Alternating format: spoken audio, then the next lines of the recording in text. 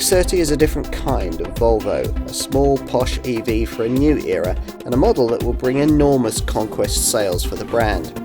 It's more affordable than you might be expecting and would perhaps make an ideal second car for upwardly mobile families embracing the electric revolution. You might feel as if Volvo has got its priorities a bit mixed up here, but pleasantly so. The fastest twin-motor performance version of this EX30 is the quickest accelerating Volvo ever built, and even the single-motor extended range variant that we're trying here today, and this is the derivative that almost all customers will actually choose, has a very useful 272 horsepower and takes just 5.3 seconds to dispatch the 0 to 62 miles an hour sprint. That's vastly more power than you get with comparable models in the segment, and that's a rather irrelevant selling point actually, given that most customers will see EV driving range as a considerably greater priority than, neck snapping performance. It's a pity then that the EX30 doesn't fare anything like as well in that regard. This single motor extended range version is the most frugal EX30 model that you can choose.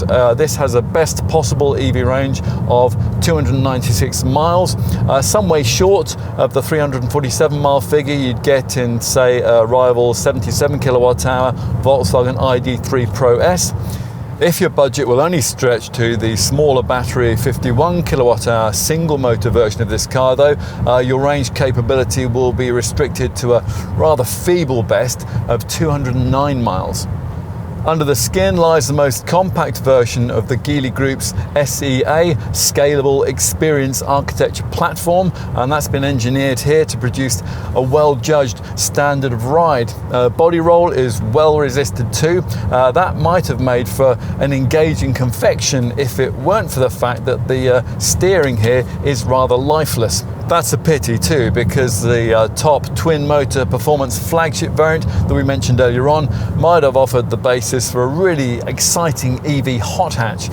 This model makes 280 miles between charges, and it adds an extra motor onto the front axle to create all-wheel drive, and it boosts total output to a stonking 428 horsepower. That's enough to storm a twin motor EX30 to 62 in just 3.6 seconds. Now normally this is where we'd start talking about the need to engage sport mode to get anywhere near the quoted performance figures here, but Volvo really doesn't seem to believe in proliferation of driving settings for its EVs. There aren't any provided drive modes, nor are there steering wheel paddle shifters either to control brake regeneration. Some competitors do offer that. Just a one pedal drive setting activated via the central screen, and even that doesn't actually slow you down particularly fiercely. As for charging, well, with the extended range battery that charges at up to 153 kilowatts, you can get a 10 to 80% DC charge in 26 minutes and a full AC home charge from a 7.4 kilowatt wall box in 8 hours. This is Volvo's smallest ever EV and perhaps also its most charismatic.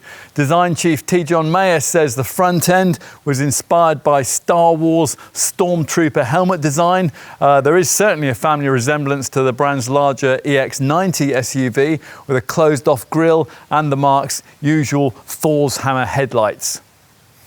Dark lower side sills and 165 millimeters of ride height hint at crossoverness, but only rather half-heartedly because Volvo hasn't added in roof rails or cladding for the flared wheel arches.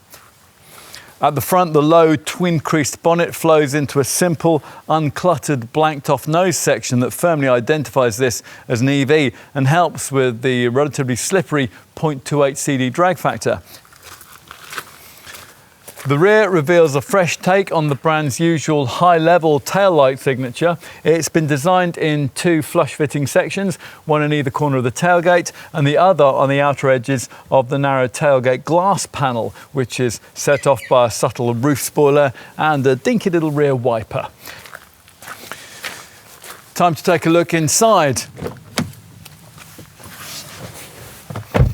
This clean sheet design really is very different, not only from any other Volvo, but also from just about any other car you may have come across. Now, your first impressions might not be based around what's on offer here, but what isn't. It's all very airy and minimalist. That's partly because many of the usual controls have been inhaled by this huge 12.3-inch central Tesla-like portrait format Google-based touchscreen, but partly because Volvo has maximised the space-saving possibilities which have been brought about by the absence of a transmission tunnel with this lower open storage area. And partly because speakers and electric window switches have been stripped out of the doors. Lots else is unusual here. Cup holders slide in stages out of a bulky looking central armrest. In place of the centre stack, there's a standard charging mat which can take a couple of handsets, and a speaker soundbar runs across the full width of the upper part of this slim two-tier dashboard. The strangely shaped steering wheel here is squared off top and bottom. The Star Wars theme returns with curious vertical vents which sit at either end of the dash and which flank the central screen. The area you'd think would house the glove box doesn't. It actually slides out from the central part of the dash. And with this top spec model, you get this vast panoramic roof fashioned from UV protected glass, which takes up virtually the whole of the roof space. The trimming was all very eco-centric and Scandinavian. Some of it works, some of it doesn't. And as usual in a Volvo, the seats here are supportive and rather like the steering wheel, they come heated as standard.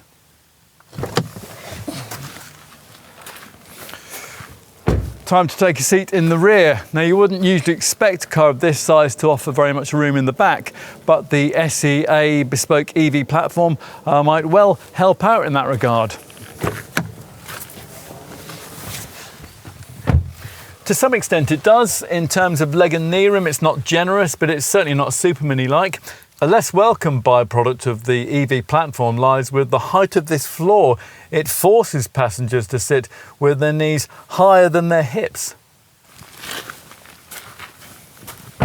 We'll finish as usual with a look at boot space. The tailgate rises to reveal a compact 318-litre capacity. It's a square, usable space with an adjustable height floor panel, although it doesn't centrally fold to reveal convenient shopping bag hooks like it does in the EX30. This floor panel sits above a narrow 61-litre lowered storage area. That's too small for any kind of spare wheel, but it is useful for charging leads, and that's important because the front space for them beneath the bonnet is tiny. Here's the thing we like most, this loading dimensions diagram on the inside of the tailgate here that helps you to work out what'll fit before you go to the trouble of actually trying to lump it in. With the backrest flattened, which creates a practically level floor, storage space rises to a modest 622 litres or 904 if you load up to the headliner. And in summary, well, the Swedish marque's name, translated from Latin, means I roll. In the case of the EX30, you might be tempted to think it rocks too.